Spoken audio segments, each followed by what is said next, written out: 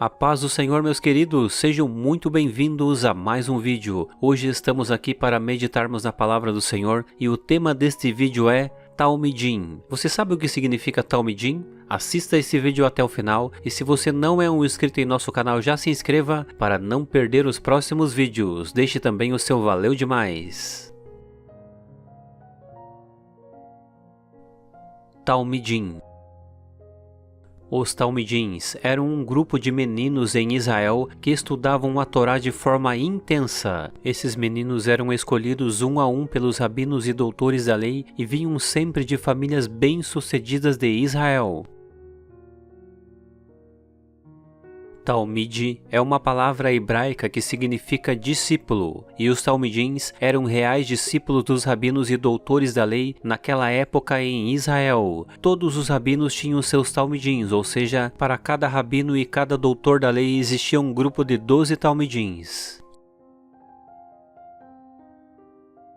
Por incrível que pareça, os talmidins aos 10 anos de idade sabiam de cor e salteado o Pentateuco, os 5 primeiros livros da Bíblia, debatiam entre si na sinagoga sobre os assuntos bíblicos e eram disciplinados pelos rabinos quando cometiam algum erro.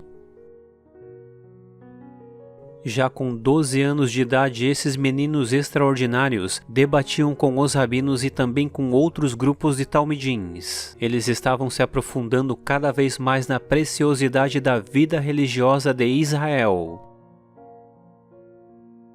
Também nesta época, cada rabino tinha sua própria interpretação da Torá. Esta interpretação era chamada jugo, que eles jogavam sobre os talmidins. E é exatamente neste contexto que entra Jesus. Jesus cresceu no meio dos talmidins, estudou com os talmidins, não porque precisasse estudar a lei e a Torá, mas sim para que se cumprisse a palavra de Deus. Jesus também recebeu o jugo dos rabinos, recebeu e estudou a Torá de forma intensa, e recebeu dos rabinos o jugo mais pesado que foi posto sobre os seus ombros. O nosso Mestre Jesus cresceu e estudou até seus 30 anos nas sinagogas, adquirindo assim o direito de se tornar um rabino ou traduzindo mestre. Jesus começa então seu ministério porque agora perante os doutores da lei e estudados da religião, ele se tornou um mestre. E quem se tornasse um mestre naquela época tinha o direito de chamar 12 meninos para serem seus talmidins. Jesus começa de uma forma totalmente contrária a tudo o que ele aprendeu, porque ele sabia que o jugo dos rabinos era pura religião, e ao invés de chamar 12 meninos eloquentes de boa família, Jesus começa a chamar os mais pobres, os mais humildes, e assim ele chama os 12 apóstolos, contrariando tudo o que aprendeu com os rabinos. Alguns desses homens vinham de origens diferentes, eles eram pescadores, coletores de impostos, mas todos tinham algo em comum, eram talmidins do Mestre Jesus Cristo. E Cristo começa o seu discurso dizendo: Vinde a mim, todos que estáis cansados e oprimidos, e eu vos aliviarei. Tomai sobre vós o meu jugo, e aprendei de mim, que sou manso e humilde de coração.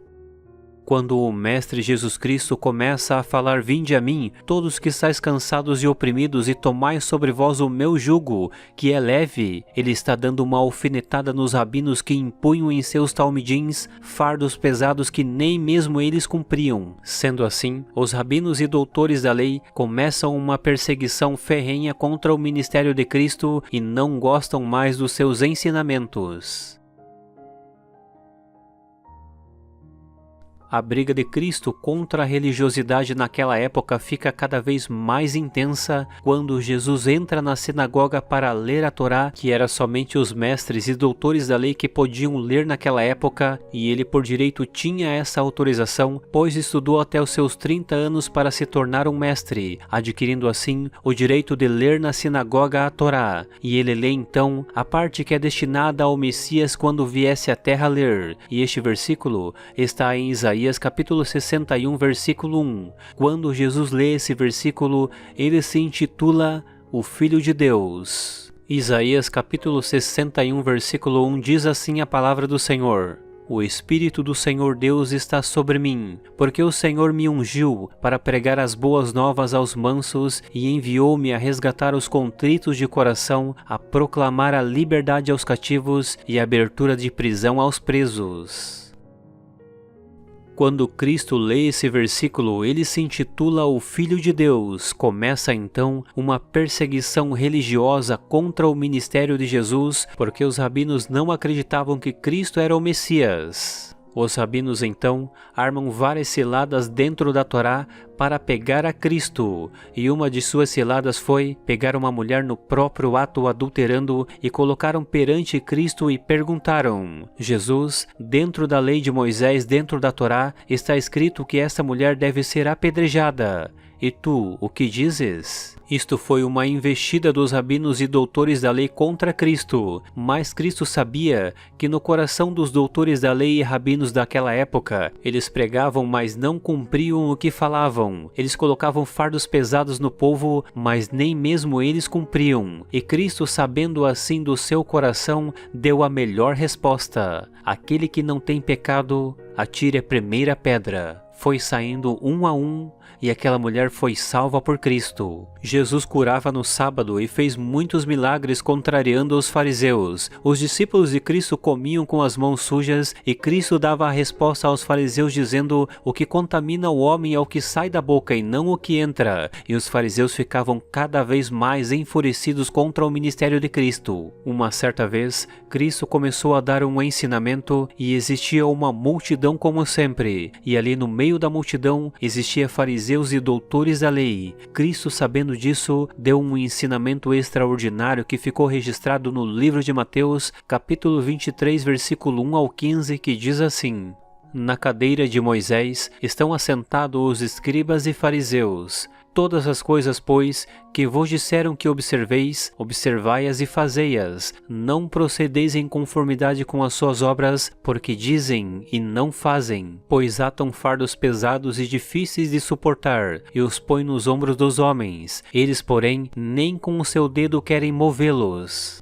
E fazem todas as obras a fim de serem vistas pelos homens, pois trazem largos filactérios e alargam as franjas das suas vestes, e amam os primeiros lugares nas ceias e nas primeiras cadeiras nas sinagogas, e as saudações nas praças a serem chamados pelos homens Rabi, Rabi. Ai de vós, escribas e fariseus hipócritas, pois que fechais dos homens o reino dos céus, e nem vos entrais, e nem deixar entrar os que estão entrando. Ai de vós, escribas e fariseus hipócritas, pois que percorreis o mar e a terra para fazer um convertido, e depois de terem feito, fazeis filhos do inferno 2 vezes mais que vós. Ai de vós, condutores cegos, que dizeis: qualquer que jurar pelo templo, isso é nada, mas o que jurar pelo ouro do templo, isso é devedor.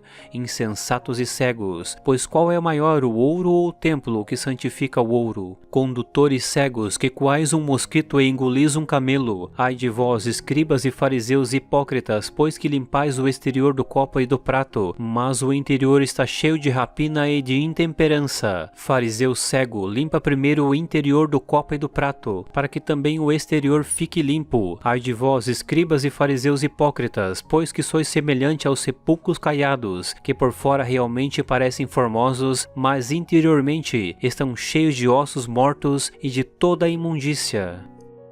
Os doutores da lei e fariseus perseguiram a Jesus Cristo até levá-lo à cruz. Não acharam brecha na Torá e nem na lei de Moisés e nem na Bíblia para condenar a Cristo. Eles apelaram assim para a lei romana para crucificarem a Jesus Cristo. Acharam uma brecha na lei romana e assim nesta lei crucificaram a Cristo. O nosso Mestre foi crucificado e ao 3º dia ressuscitou e hoje vive eternamente. E hoje em nosso meio ainda existem muitos fariseus hipócritas que pregam a palavra de Deus, mas não vivem. Existem muitos fariseus colocando fardos pesados nos ombros do povo, mas nem mesmo eles cumprem. Esta religiosidade que crucificou a Cristo também é a mesma que crucifica muitos hoje em dia. Se acham donos da verdade, mas na verdade o único dono é Cristo. Bem, meus amados irmãos e irmãs, eu vou ficando por aqui. Espero que você tenha gostado de mais esse estudo bíblico. Deixe seu like e se inscreva em nosso canal se ainda não é inscrito. Fique com Deus e até a próxima.